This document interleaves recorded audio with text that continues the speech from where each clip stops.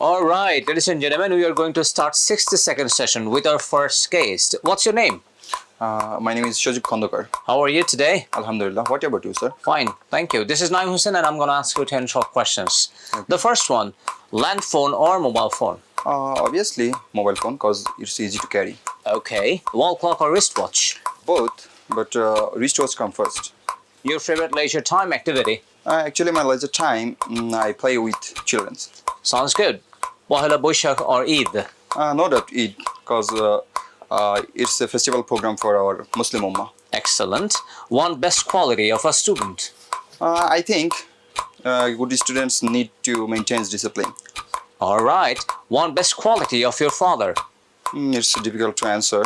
I think he's a big-hearted person. Okay. One best quality of Tech Park?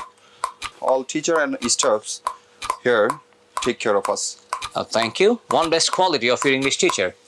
He's a genius and a legendary person. One best quality of your close friend? He's a mysterious and brave person. Thank you. One sentence about your future goal?